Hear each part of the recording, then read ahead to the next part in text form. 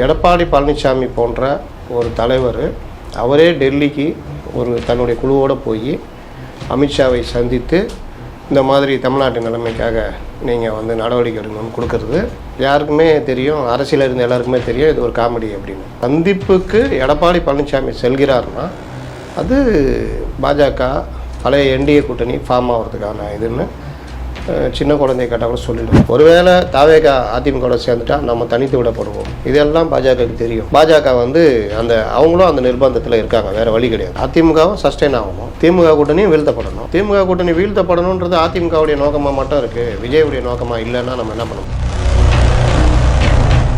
விஜய் கூட கூட்டணி வைக்கணும்னு அதிமுக எல்லாரும் விரும்பலாம், அதே மாதிரி பாஜக கூட போகக்கூடாதுன்றதுல எல்லாருக்குமே விருப்பம் இருந்தது. இது எதுவுமே நடக்கலைன்னா நாம் இந்த முடிவை எடுப்போன்றதை எடப்பாடி தவிர மற்றவங்க இருந்தாங்க. அதிமுகக்குள்ள பிரச்சனை இருக்குதுன்னு உருவாக்குறது எல்லாம் திமுக ஆதரவு ஊடகங்கள். இன்றைக்கி பெரும்பாலான ஊடகங்கள் மெயின் ஸ்ட்ரீம் மீடியாக்கள் எல்லாமே திமுகவுடைய ஆதரவு ஊடகங்களாகத்தான் செயல்படுகின்றன. இப்போ அண்ணாமலைலாம் சொல்கிறோம், எங்களை நம்பி வந்த ஓபிஎஸ்சியும் டிடிவி நாங்கள் விட மாட்டோம், கைவிட மாட்டோம். ஏற்கனவே அமித்ஷா சொன்னது ஒன்றுபட்ட அதிமுக இருந்தால் நம்ம அவங்க ஈஸியாக ஜெயிக்கலாம் அப்படின்னு. ஒன்றுபட்ட அதிமுக மீண்டும் ஃபார்ம் ஆகிவிட்டது. எடப்பாடிக்கும் பிரச்சனை இல்லை, டிடிவிக்கும் கௌரவ குறைவு இல்லை, ஓபிஎஸ்க்கும் பிரச்சனை இல்லை, பாஜகவுக்கும் பிரச்சனை இல்லை, என்டிஏ கூட்டணியும் பிரச்சனை இல்லை. ஒரு கூட்டணி அமைந்து விட்டது, அது வலுவான கூட்டணியாக அடுத்து நடக்கப் போகிறது.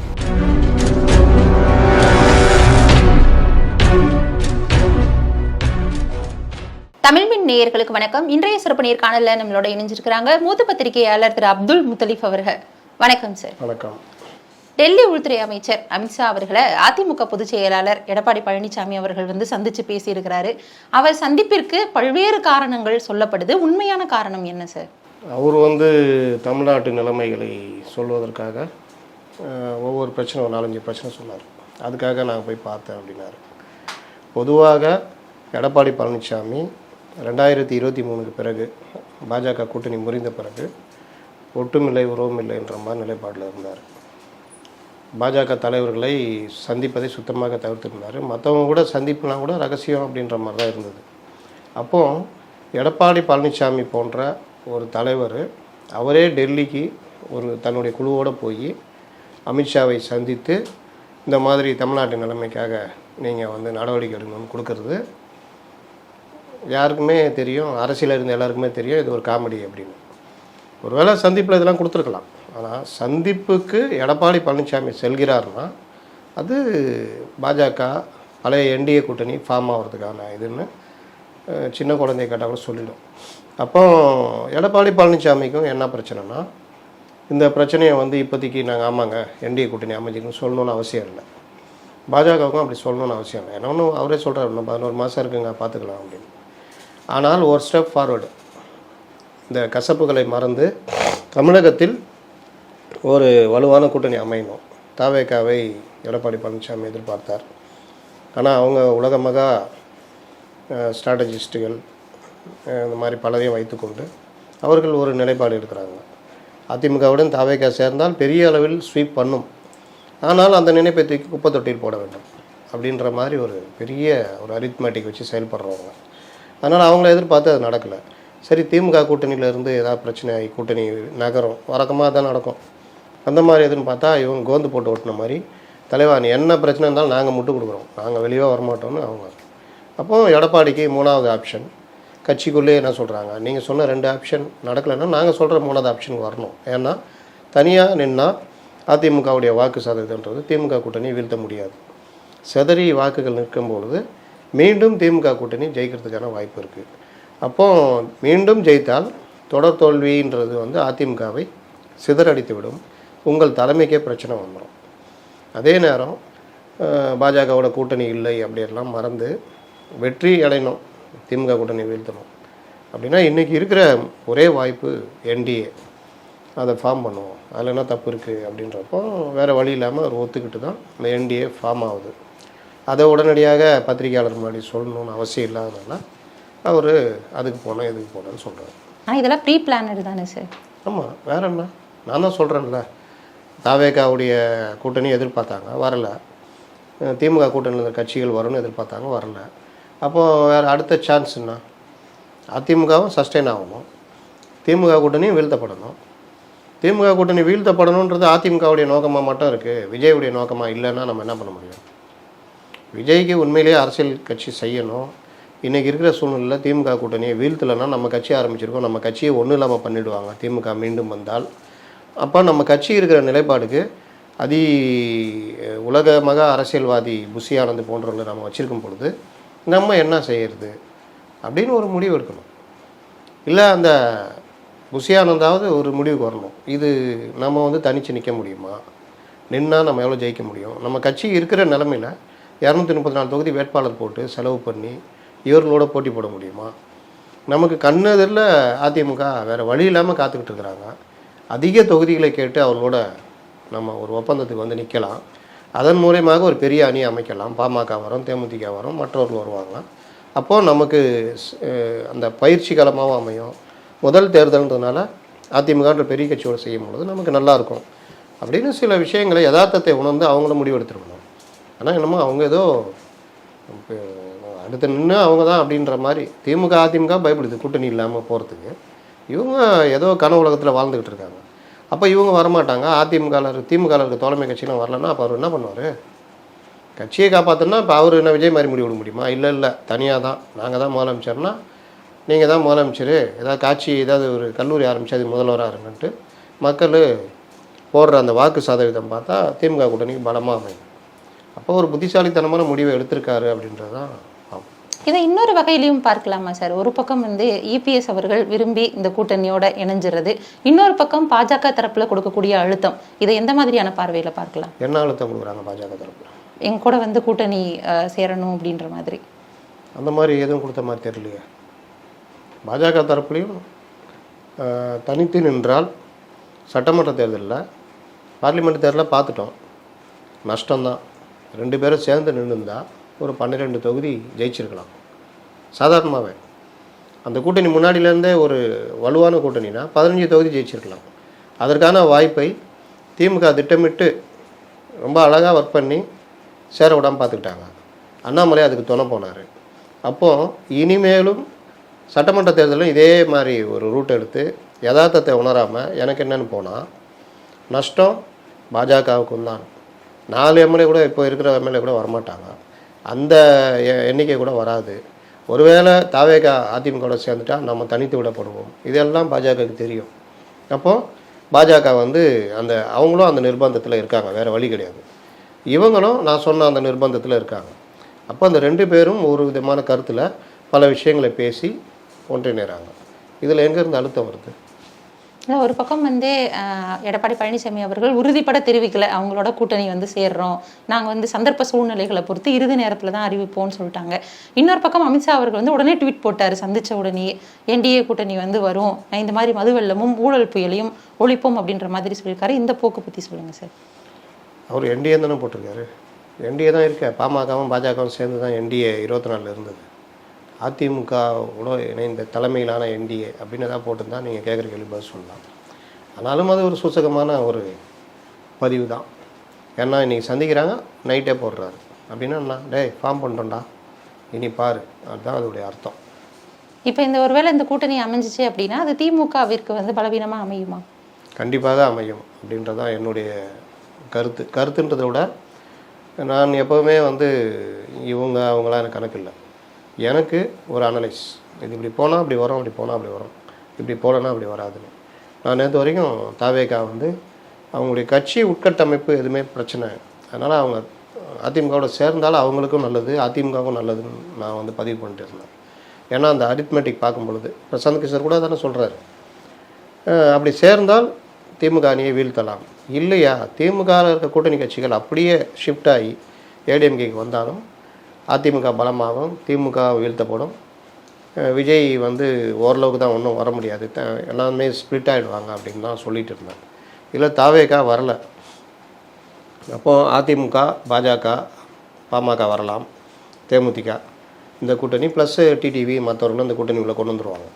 அப்படி வரும் பட்சத்தில் நீங்கள் பார்த்தீங்கன்னா 2021 5-10 வருட ஆட்சி, ஏகப்பட்ட எதிர்ப்பு, தூத்துக்குடி துப்பாக்கி சூட்லேருந்து பல பிரச்சனைகள், கடுமையான கோபத்தில் மக்கள் எடப்பாடி மேலே இருந்தாங்க. இந்த சைடு திமுக தலைவர் ஸ்டாலின் 2018 தலைவராக வந்த பிறகு 19 எலெக்ஷன் பெரிய வெற்றி. அதுக்கப்புறம் 21 அதே கூட்டணி தொடருது. அவர் கண்டிப்பாக முதல்வராக வருவார். பலருக்கும் நல்லது செய்வார். போகிறவங்களாம் பார்ப்பார். போராட்டமா உடனே போயிடுவார். நீங்கள் போராட்டத்தை இது பண்ணுங்கள், அடுத்து நம்ம ஆட்சி தான், நான் பார்த்துக்கிறேன். அப்போ எல்லாருக்குமே என்னென்னா, நம்ம பிரச்சனைகள்லாம் தெரிஞ்சவராக இருக்கார் இவர். நாளைக்கு இவர் வந்தார்னா நம்மளே தேடி வந்தவர், நம்ம சொல்லாமே நம்ம பிரச்சனையை தீர்த்து வைப்பார். அது ஒரு கோஷம் ஒன்று வச்சாங்களே, ஸ்டாலின் தான் வராரு, விடியல் தர போகிறாரு. அப்போ விடியல் ஆட்சி கிடைக்கும் அப்படின்னு எதிர்பார்த்தாங்க. இது ரெண்டும் சந்தித்த போது நம்மளாம் என்ன எதிர்பார்த்தோம்னா, 2019 மாதிரி ஒரு கடுமையான தோல்வியை பாஜக என்டிஏ கூட்டணி சந்திக்கும். ஒரு 10 இடத்துக்குள்ளே இவங்க முடங்கி போயிடுவாங்க. கிட்டத்தட்ட 224 தொகுதி வரைக்கும் திமுக கூட்டணி அடிக்கும் அப்படின்னு எதிர்பார்த்தோம். ஆனால் 75 தொகுதிகள் இவங்க. திமுக கூட்டணி ஒன்றும் பெரிய ஸ்வீப்லாம் இல்லை. திமுக மெஜாரிட்டி கிடைச்சது. ஏன்னா அவங்க மெஜாரிட்டி கிடைக்கிறதுக்கு ஏற்ற மாதிரி தொகுதிகளை அதிகப்படுத்தி மற்றவர்களுக்கான தொகுதியை குறைத்து நின்னாங்க. 10-15 நிற்கிற இடத்துல 60 கொடுக்குற இடத்துல 25 அப்படின்றப்போ அவங்களுக்கு மெஜாரிட்டி கிடைச்சிது. அப்போ இப்படி போராடி தான் அவர்கள் மெஜாரிட்டியை கொண்டு வர முடியுது. அப்போது அவ்வளோ வெறுப்பு, அவ்வளோ பிரச்சனை, இந்த சைடு அவ்வளோ ஆதரவு, அவ்வளோ வரவேற்பு, இவ்வளோ இருந்தே அந்த வாக்கு சதவீதம் பார்த்தா 6% தான் வித்தியாசம். இன்னொன்று, அந்த 6%ம் பார்த்தீங்கன்னா நீங்கள் டிடிவியை இவங்க தனியாக விட்டுட்டாங்க. டிடிவி வந்து கிட்டத்தட்ட 20 இடங்களுக்கான தோல்விக்கு காரணமாக இருந்தார். டிடிவியும் ஒருவேளை அந்த அணியில் இருந்திருந்தாருன்னா 95லேருந்து 100 சீட்டு அவங்க ஜெயிச்சிருப்பாங்க. அப்போ இது வந்து இந்த அணிக்கு பெருவெற்றியும் கிடையாது, அவங்களுக்கு படுதோல்வினும் கிடையாது. அப்போ அவ்வளோ எதிர்ப்பு இருந்தப்போவே அவங்க 100 சீட்டை நெருங்குறாங்கன்னா, இன்றைக்கி நிலைமை நினச்சி பாருங்கள். அப்படியே இப்படி திரும்பிடுச்சு. கடுமையான கோபம், மக்களுக்கு கோபம், மின்கட்டண உயர்வு, பல பால் விலை உயர்வு, சொத்து வரி உயர்வு, வீட்டு வரி உயர்வு, சட்டம் ஒழுங்கு சரியில்லை, கட்சியினர் அராஜகம், காவல்துறை அராஜகம், இந்த மாதிரி பல விஷயங்களில் ஜனங்க, மருத்துவம், நீங்கள் அந்த சுகாதாரத்துறை பார்த்தீங்கன்னா கடுமையாக சீரழிஞ்சு போய் கிடக்குது. இப்போ இது எல்லாமே அவங்களுக்கு தினம் தினம் கொலை கொள்ளை எல்லாமே ஜனங்களுக்கு வந்து கடுமையான கோபமாக இருக்குது. வாழ்க்கை செலவே அதிகரித்து போயிருக்கு. விலைவாசியை கட்டுப்படுத்துறதுக்கான எந்த ஏற்பாடும் இந்த கவர்மெண்ட்டில் இல்லை. நீங்கள் 2021 இவங்க வரும்போது இருந்த விலைவாசியும் இப்பவும் பார்த்தீங்கன்னா அப்படியே 2 மடங்கை நோக்கி நகர்ந்துருக்கு. அன்றைக்கி ஒரு 200 ரூபா இருந்தால் ஒரு ஃபேமிலி ஒரு நாள் செலவுக்கு சமையல் பொருள் வாங்கி பண்ணாங்கன்னா, இன்றைக்கி அதுவே கிட்டத்தட்ட 350 ரூபா வரைக்கும் செலவு பண்ணால் தான் அந்த 200 ரூபா ஈக்குவல் ஆகும். அந்த அளவுக்கு ஒரு மோசமான நிலையை நோக்கி வச்சுருக்காங்க. எந்த ஒரு விஷயமும் முதல்வர் கவனத்துக்கு போகுதா அப்படின்னு பார்த்தா இல்லை அப்படின்றது தான். ஒரு தாக்குதல் நடக்குது, ஏதோ ஒரு நடக்குது, போலீஸ் தனக்கென்னு செயல்படுது அப்படின்னா ஒரு முதல்வர், அதுக்கு துறையான அமைச்சர் முதல்வர் தான் இருக்கிறாரா, அவர் கவனத்துக்கு போய் தான் அதெல்லாம் நடக்குதா அப்படின்ற கேள்வியே வருது. அப்போ இவ்வளோ எதிர்ப்புங்க மத்தியில் இவர்கள் மீண்டும் ஃபார்ம் ஆகியிருக்காங்க. இதில் பாமக மற்றது போன தடவை இருந்த அந்த 6%ன்றது டிடிவியும் சேரும் பொழுது இந்த எதிர்ப்பாளைகள் ப்ளஸ்ஸு அந்த விஜய் இன்னைக்கு கட்சி ஆரம்பிச்சிருக்குது. அவர் கிட்டத்தட்ட சிறுபான்மையின் வாக்குகளை பிரிப்பார். போன தடவை அதுக்கான வாய்ப்பு இல்லை, எல்லா சிறுபான்மை வாக்குகளும் இவங்களுக்கே விழுந்தது. இந்த தடவை விஜய் அது பங்கு போட வந்துட்டார். அப்போ விஜய் பெண்கள் வாக்கு, இளைஞர்கள் வாக்குன்னு ப்ரோ டிஎம்கே வாக்குகளை விஜய் பிரிக்கும் மூலமா நீங்கள் பார்த்தீங்கன்னா இவர்கள் அடிப்பதற்கான வாய்ப்புகள் இருக்குது. இப்போ விஜய் அப்படின்னு சொல்லி வரும்பொழுது அவர் விஜய் கூட தான் கூட்டணி வைக்க இபிஎஸ் வந்து முனைப்பாக இருந்தார். இப்போவும் கூட இபிஎஸ் அவர்கள் பாஜகவுடைய சேர்றதை விரும்பலை. ஆனால் அவரை தவிர மற்ற அதிமுக எல்லாருமே விரும்புறதுனால தான் அவர் போய் சந்திச்சாருன்னு சொல்லப்படுறது எந்த அளவிற்கு உண்மை சார்? விஜய் கூட கூட்டணி வைக்கணும்னு அதிமுக எல்லாரும் விரும்பினாங்க. அதே மாதிரி பாஜக கூட போகக்கூடாதுன்றதுல எல்லாருக்குமே விருப்பம் இருந்தது. அதனால தான் இவ்வளோ நாள் இது போய்கிட்டு இருந்தது. இது எதுவுமே நடக்கலைன்னா நாம் இந்த முடிவை எடுப்போன்றத எடப்பாடி தவிர மற்றவங்க இருந்தாங்க.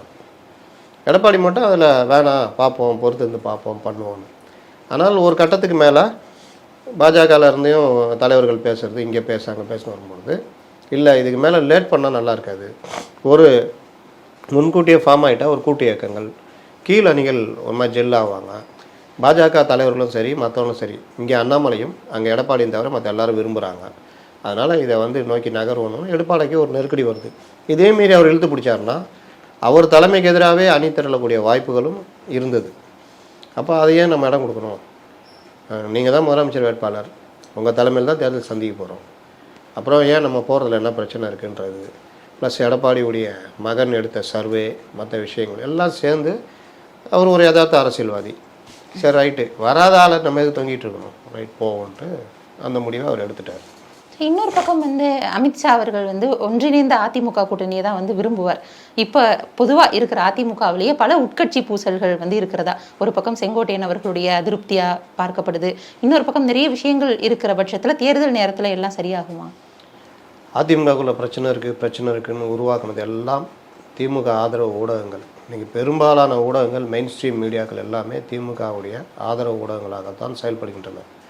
அது ஆதாயத்தினாலையா இல்லை ஆதரவாலையா எதாலும் தெரியாது. ஆனால் அவர்கள் அப்படி தான் செயல்படுறாங்க. நாட்டுடைய முக்கிய பிரச்சனை எடுக்க மாட்டாங்க, திமுகவுக்கு எதிரான பிரச்சனையை எடுக்கவே மாட்டாங்க, அந்த சைடே திரும்ப மாட்டாங்க. இந்த மாதிரிலாம் சில ஊடகங்கள் மட்டும் லைட்டாக பேசும். அப்போ இந்த மாதிரி இருக்கிற நிலமையில் அதிமுகவில் ஒரு சின்ன பிரச்சனை வந்தால் கூட புதாகரமாக அதை காட்டுற ஏற்பாடு. அதான் அதிமுக ஒன்றும் இல்லைன்ற கருத்தை பதிவு பண்ணிகிட்டே வந்தாங்க. தாவேகாவும் அதிமுகவும் சேரக்கூடாதுன்றதுக்காக தாவேகா மிகப்பெரிய கட்சி, 20% ஓட்டு இருக்குது, விஜய் யார் தலைமையில் தான் கூட்டணி அமையும், இப்படிலாம் உருவாக்குனாங்க கருத்தை, ஒரு பிம்பத்தை உருவாக்குனாங்க. இவர் சொல்லிட்டாரு, அவர் சொல்லிட்டாரு, அப்புறம் கேட்டால் அவர் நான் சொல்லன்ட்டார். ராஜநாயகன் சொன்னார்னாங்க, அவர் நான் சொல்லன்ட்டார். பிரசாந்த் கிஷோர் சொன்னார்னாங்க, அவரும் சொல்லன்ட்டார். அப்போ இந்த ஊடகங்கள் உருவாக்குறாங்க. ஊடகங்கள் ஏன் உருவாக்குதுன்னா அதுக்கு ஒரு அசைன்மெண்ட்டு, அஜெண்டா. அப்போ அதிமுகக்குள்ளேயும் செங்கோட்டையனுடைய பிரச்சனை வேறு. அவங்க கட்சிக்குள்ளே அந்த ஒரு தொகுதியில் அந்த தொகுதியுடைய முன்னாள் எம்எல்ஏ செங்கோட்டையனுக்கு எதிராக இன்னொரு முன்னாள் அமைச்சரை வச்சுட்டு கூட்டங்கள் நடத்துகிறதும் தொடர்ச்சியாக செங்கோட்டையனை புறக்கணிக்கிறதையும் அவர் எடப்பாடி சொல்ல, எடப்பாடி அதை காதில் போட்டுக்காமல் அந்த சம்மந்தப்பட்ட நபருக்கே பதவி கொடுத்தோம்னா அவர் கோபத்தில் ரியாக்ட் பண்ணார். அப்புறம் அதை பேசி தீர்த்து அந்த சம்மந்தப்பட்ட அமைச்சரையே செங்கோட்டையன்ட்ட பேச வச்சுட்டாங்க. அதோட அந்த பிரச்சனை முடிஞ்சிச்சு. ஏன்னா செங்கோட்டையன் சீனியர், அந்த அமைச்சர் வந்து ரொம்ப ஜூனியர். இந்த தடவை தான் அவர் அமைச்சர் ஆனார். அப்போ அவர் போய் செங்கோட்டையன் கூட மல்லு கட்ட முடியாது. அதனால் அது கட்சி உள் பிரச்சனை தீர்த்துட்டாங்க. அந்த மாதிரி 1000 பிரச்சனை திமுகவில் இருக்குது இல்லையா? எல்லா அமைச்சர்கள் மத்தியில் பல பிரச்சனைகள் இருக்குது. ஆனால் அதெல்லாம் ஊடகங்கள் பேசாது. அதுக்கு பேச வேண்டிய காலமும் வரும். ஏன்னா தேர்தல் நெருங்க மாறும். இப்போவே பாருங்கள், இந்த டாஸ்மார்க் விவகாரத்தை இதே ஒரு 2 வருஷம் முன்னாடி வந்திருந்தால் பெருசாக ஊடகங்கள் பேசியிருக்காரு. இப்போ பார்த்தீங்கன்னா பேச ஆரம்பிப்பாங்க. ஏன்னா அது காலம், தேர்தல் நெருங்க அவங்களும் ஏன்பா நான் ஒரேடி அவங்களாம் பண்ண முடியாதுங்க, எங்களுக்கும் இது இருக்குது அப்படின்ற மாதிரி மாறுவாங்க. இப்போ அதிமுகக்குள்ள பிரச்சனை இந்த மாதிரிலாம் இருக்குது, எல்லாம் தீர்க்கப்படுமானா அதிமுகவுக்கு உள்ள பிரச்சனை இல்லை. அதிமுகவிலேருந்து வெளியேற்றப்பட்டவர்களை மீண்டும் இணைப்பீங்களா அப்படின்றதும், வெளியேற்றப்பட்டவர்களை அப்படியே தூக்கி பிடிச்சி ஹீரோக்களாக காட்டுவதும் இதே ஊடகங்கள் தான். ஓபிஎஸ்க்கு ஒன்றுமே இல்லை, எல்லாருக்குமே தெரியும். அவர் பொதுக்குழு வரைக்கும் போராடி பார்த்தாரு, வெறும் ஒரு 50 பேர் இருந்தாங்க, 2 எம்எல்ஏ கூட போனாங்க. அப்போ ஓபிஎஸ் ஒன்றும் இல்லாதவர் அப்படின்னு நிரூபணம் ஆகிடுச்சு. அவரும் ஊரில் இருக்க எல்லா கோர்ட்டுக்கும், சுப்ரீம் கோர்ட் வரைக்கும் போயிட்டார். நீங்கள் நீக்கப்பட்டது கரெக்டு, பொதுக்குழு கரெக்டு, அவர் தேர்ந்தெடுக்கப்பட்டது கரெக்டு, இனிமேல் நீங்கள் அதிமுகன்ற பேரை பயன்படுத்தக்கூடாது கூட உச்சநீதிமன்றம் உத்தரவு போட்டுச்சு. டிடிவி தினகரன் தனியாக போயிட்டு அவர் என்னென்னவோ பண்ணி பார்த்தாரு. அப்புறம் பாஜக கல்லை கட்டி கிணத்துல தூக்கி போட்டாலும் பாஜக கூட போக மாட்டேன்னு சொன்னவர் பாஜக அணியில் தான் இருக்கார், பேசிகிட்டு இருக்கார். அவருடைய ஒரே கோபம் தன்னை வெளியேற்ற காரணமாக இருந்த எடப்பாடி மேலே. அப்போது இப்போ இந்த பாஜக இவங்க கூட்டணி சேரும்போது இப்போ அண்ணாமலைலாம் சொல்கிறார், எங்களை நம்பி வந்த ஓபிஎஸ்சியும் டிடிவி நாங்கள் விட மாட்டோம், கைவிட மாட்டோம். டெல்லியும் அந்த மாதிரி. ஏற்கனவே அமித்ஷா சொன்னது ஒன்றுபட்ட அதிமுக இருந்தால் நம்ம அவங்க ஈஸியாக ஜெயிக்கலாம் அப்படின்னு.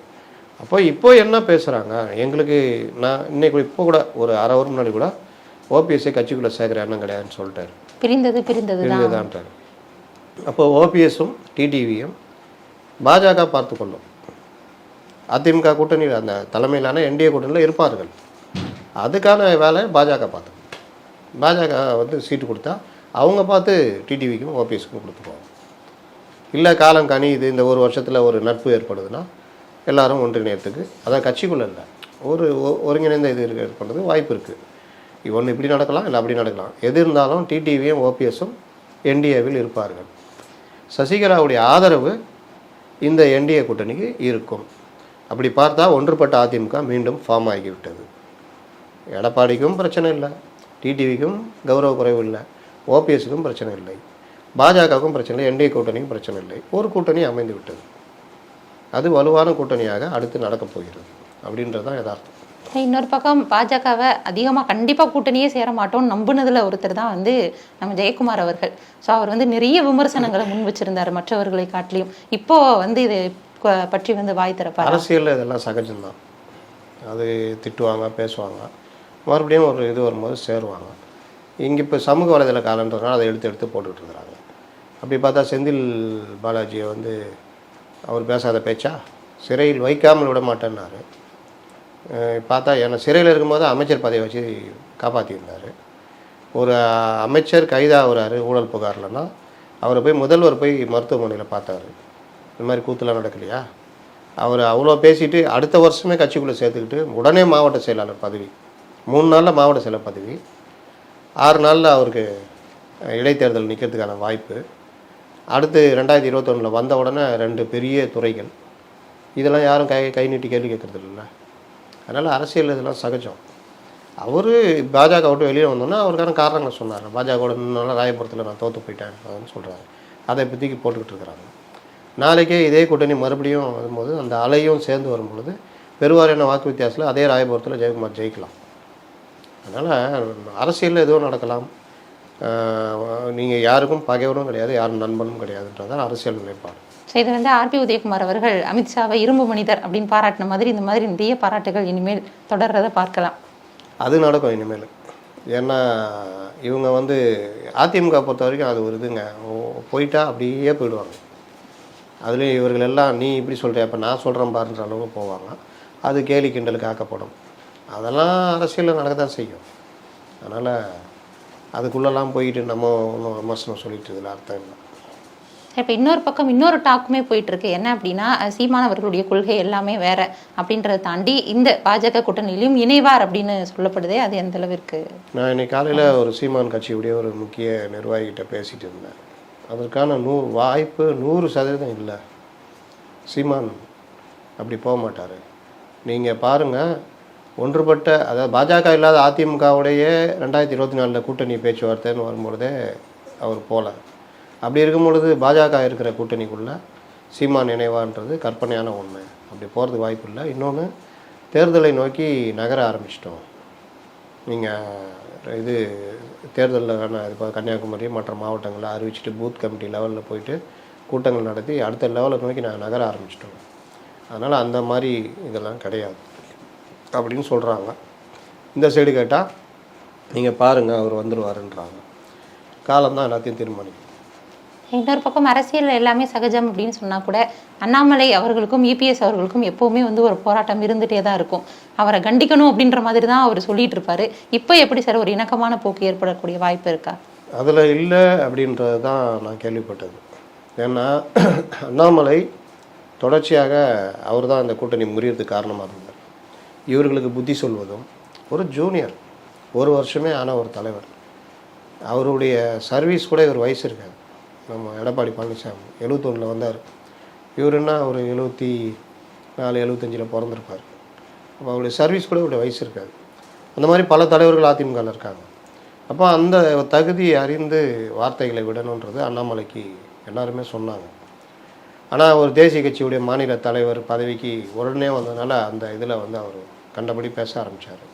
கூட்டணி தர்மம்னு ஒன்று இருக்குது. இன்றைக்கி என்டிஏ கூட்டணி மறுபடியும் ஏடிஎம்கே சேர்ந்துருக்கு. ஆனாலும் பாஜக ஒரு மதவெறி கட்சி, பாஜக அப்படி இப்படின்னு பேசினா நம்மளை ஒத்துக்குவாரா? அதனால் நீங்கள் உங்களுடைய விமர்சனம் கூட்டணி தர்மன்றதுவோடு உட்பட்டு இருக்கணும். அது ஒன்று. 2வது, மறைந்த தலைவர்களை பற்றி ரொம்ப இழிவாக பேசியது. என் மனைவி ஜெயலலிதாவோட 1000 மடங்கு மேலானவர், ஜெயலலிதா ஒரு தண்டிக்கப்பட்ட குற்றவாளின்ற மாதிரிலாம் பேசுனது வந்து இவங்க ஒருவேளை கூட்டணி தர்மத்தையாக இவங்க கம்முன்னு இருந்தாலும் பத்திரிகை நிருபர்கள் விடுவாங்களா? அப்போ அதுக்கு பதில் சொல்ல வேண்டிய கட்டாயம், சங்கடம். அந்த சங்கடத்தை ஏன் உருவாக்குறீங்க? உங்களுக்கு என்ன நிர்பந்தம்? உங்கள் கூட தானே இருக்காங்க, அப்புறம் ஏன் அதை பேசுகிறீங்க? எதுக்கு அதை உருவாக்குறீங்க அப்படின்ற கேள்வி வந்தப்போ கூட்டணி உடைக்கிறதுக்கான வேலைகள் எல்லாத்தையும் ஒரு செஞ்சார். அண்ணாமலை அடக்கி வைக்கலைன்னா நாங்கள் வந்து முடிவெடுக்க வேண்டியிருக்கோன்னப்போ மேலிடம் கண்டுக்கலை, அவரை மாற்றுங்கன்னு சொன்னப்போ கண்டுக்கலை. கடைசியில் அது முறிவில் போய் முடிஞ்சது. அண்ணாமலை திமுகவுடைய கூட்டணி வெல்வதற்கான அனைத்து வாய்ப்புகளையும் 2024 உருவாக்கி விட்டார். அதுக்கு முதல் காரணம் அண்ணாமலை தான் நான் சொல்லுவேன். ஏன்னா ஒரு கட்சி, தேசிய கட்சியுடைய மாநில தலைவர், அந்த கட்சிக்கு அதிகமான எம்பிக்களை தமிழ்நாட்டில் பெற்றுத்தரதுக்கான வேலை செய்வாங்க. ஆனால் இவங்க என்ன சொல்கிறாங்க, நாங்கள் தனித்து நின்று எங்களுடைய பலத்தை வளர்ப்போம்னா அதுக்கு ஒரு காலகட்டம் இருக்குது. இப்போதைக்கு நீங்கள் உங்கள் பங்காக தமிழ்நாட்டில் என்டிஏவுடைய எம்பிக்கள் எவ்வளோ கொடுக்க போகிறீங்க அப்படின்றது ஒரு கணக்கு. ஆனால் இவங்க வந்து இவருடைய முயற்சிக்கு மேலிடமும் அனுமதி அளித்தது. அதோடைய விளைவு என்ன? 15 எம்பிக்கள் நஷ்டம் என்டிஏக்கு. அவங்க நினச்சாங்க 400 சீட்டு வருவாங்க, 300 சில்லற சீட்டு வருவாங்க. ஆனால் மெஜாரிட்டியே கிடைக்காதப்போ இந்த 15 எவ்வளோ யூஸ் ஆகிருக்கும். நீங்கள் நிதிஷ்குமாரை நீங்கள் போய் கெஞ்ச வேண்டியது இருக்காதுல்ல. அப்போது ஒரு அரசியல்ன்றது காலம் அறிந்து செயல்படுறது. இப்படியெல்லாம் பண்ண அண்ணாமலையை இவர்கள் வந்து எந்த அளவுக்கு ஏற்றுக்குவாங்க? இன்றைக்கி வேணால் ஒரு புரட்சி தலைவி அம்மான்னு சொல்லலாம். அப்போது அதுலேயும் வந்து அவர்களுக்கு நடைமுறை சிக்கல் இருக்குது. நீங்கள் கேட்குற கேள்வியே நாளைக்கு கூட்டணின்னு வந்துட்டால் இதே கேள்வியை எடப்பாடியை நோக்கி நிட்டுவாங்க. இவங்களாம் ஸ்டாலின்ட்டையும் உதயநிதிட்டையும் கேட்க மாட்டாங்க. உங்களை மதித்து பேசுகிற எடப்பாடிகிட்ட கேட்பாங்க. ஏன்னா அவர் வந்து மதித்து பேசுகிறார்ல. அதனால் இந்த இது வந்து வரும். அதனால் அண்ணாமலையை மாற்றணுன்றது உங்களுடைய முக்கிய கோரிக்கை. நயினார் நாகேந்திரன் வருவதற்கான வாய்ப்புகள் அப்படின்னு சொல்கிறாங்க. ஆனால் என்னை பொறுத்தவரை அண்ணாமலையை சரி செய்யுது. இப்போ கொஞ்சம் பக்குவப்பட்ட அரசியல்வாதி எதுன்னு இருக்கார். நீங்கள் பத்திரிகையாளர்கிட்டலாம் பார்த்தீங்கன்னா சண்டை போடுறதில்ல. மேட்ரு என்னவோ அதை பேசுகிறாரு. கேட்ட கேள்வி கரெக்டாக அந்த கேள்வியிலே நிற்கிறார். எதிர்கேள்வி கேட்டு நீ எந்த மீடியான்ற மாதிரிலாம் சண்டை போடுறதில்ல. அப்போ அந்த இதே வந்து கூட்டணி அரசியல்னு வரும்பொழுது அதிலும் தன்னுடைய பக்குவப்பட்ட நிலையை அண்ணாமலை கடைபிடிக்க வேண்டும் அப்படின்றத ஒரு அறிவுரையாக சொல்லி, ஏற்கனவே இவர்கள் பிரிந்திருந்தனால சேரும் பொழுது அது ஒரு நல்ல ஒரு விஷயமா இருக்கும். அண்ணாமலையுடைய முயற்சி தான் தமிழகத்தில் இளைஞர்கள் மத்தியில் பாஜகவை கொண்டு போய் சேர்த்துருக்கு. அப்போ இந்த திமுகவுக்கு எதிரான அண்ணாமலையுடைய அரசியல் தான் அக்ரெசிவாக இருக்குது. அப்போ அண்ணாமலையுடைய தேவை தமிழ்நாட்டுக்கு அந்த பாஜகவுக்கு தேவைன்ற அடிப்படையில் அண்ணாமலையுடைய தலைவராக வச்சுக்கிட்டு இந்த மாதிரி விஷயங்களை கரெக்ட் பண்ணிவிட்டு என்டிஏ கூட்டணியை கொண்டு போனால் அது ஒரு சிறப்பான ஒரு இதுவாக இருக்கும். ஏன்னா இன்றைக்கி தேர்தலில் இவர்கள் சாதாரண இது கிடையாதுல்ல. டிஎம்கே அடிக்கிற அடிக்கு திருப்பி பதிலடி கொடுக்கணும்னா அண்ணாமலை போன்ற தலைவர்கள் இருக்கணும். மிதவாதமான தலைவர்களை வச்சுக்கிட்டு இருந்தால் உங்களுக்கு ஈஸியாக அடிச்சிருவாங்க. அதனால் அண்ணாமலை வந்து இவர்கள் ஏற்றுக்கல. டெல்லி இன்னைக்கு கூப்பிட்ருக்குது. என்ன செய்ய போகிறாங்கன்னு தெரில. நீ இங்கே வந்துடுங்க, நாங்கள் ஆள் மாத்திரம்னு சொல்ல போகிறாங்களோ, இல்லாட்டி உங்கள் மேலே இவ்வளோ பிரச்சனை இருக்குது, இனிமேல் நீங்கள் நாங்கள் சொல்கிறபடி கொஞ்சம் அவங்களோட இணக்கமாக போகணும், இந்த கூட்டணியை வலுப்படுத்துகிற வேலையை தான் உங்கள் வேலையாக இருக்கணும், திமுக கூட்டணி வீழ்த்துறது தான் உங்கள் வேலையாக இருக்கணும்னு சொல்லி அனுப்ப போகிறாங்களா என்னன்னு தெரியாது. சரி, இப்போ இறுதியாக இப்போ நீங்கள் சொன்ன விஷயங்களே வச்சு பார்க்குறப்போ ஒரு பக்கம் மக்கள் டிஎம்கே மேலே அதிருப்தியாக இருக்காங்க அப்படின்றத பார்க்க முடிஞ்சது.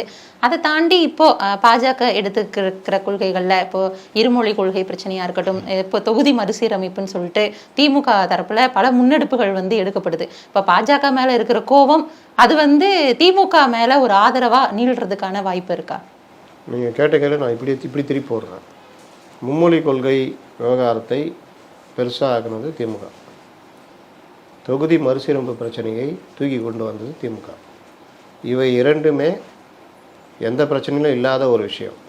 இவர்களுக்கு இருக்கிற பொதுமக்கள் கோபம், இருக்கிற பிரச்சனைகள், சட்டம் ஒழுங்கு சீரழிவு, இந்த ரெய்டு, இந்த மாதிரி பிரச்சனைகளை மடைமாற்றுறதுக்கு தான் கொண்டு வந்தாங்க. இந்த பிரச்சனையை தூக்கிட்டு வந்தாங்க. ஃபஸ்ட்டு தேசிய கல்விக் கொள்கை பிஎம்சி ஸ்கூல்லலாம் கரெக்டாக தெரிஞ்சுக்கிட்டா அது ஒரு மேட்டரே இல்லை. நமக்கு நம்ம மாணவர்களுக்கு பெரிதும் பயன்படக்கூடிய ஒரு விஷயம். ஒரு கேந்திர வித்யாலயா ஸ்கூல் இங்கே இருந்தாலே நம்ம வீட்டு பிள்ளைங்கள அதில் சேர்க்கணும்னு ட்ரை பண்ணுறோம். ஏன் ட்ரை பண்ணுறோன்னா ஃபீஸ் கம்மி, சிபிஎஸ்சி சிலபஸ்ஸு, அதனால் அதை எப்படியாவது சீட்டு கிடைக்குமான்னு ட்ரை பண்ணுறோம். கேந்திர வித்யாலயா மாதிரியே அதோடைய அடுத்த ஒரு வருஷம்னா பிஎம்சி ஸ்கூலு வருதுன்னா, நீங்கள் இப்போ 54 கேந்திர வித்யாலயா தமிழ்நாட்டில் இருக்குன்னா அது ஒரு 130 இது வர வாய்ப்பு இருக்குது. அப்போது நம்ம மாணவர்களுக்கு இன்னும் கல்வி பயில்றதுக்கு இதாக இருக்கும். இன்றைக்கி நீட்டு போன்ற போட்டித் தேர்வுகளுக்கு நம்முடைய மாநில பாடத்திட்ட சிலபஸ் வந்து மாணவர்களுக்கு பெரும் தடையாக இருக்குது.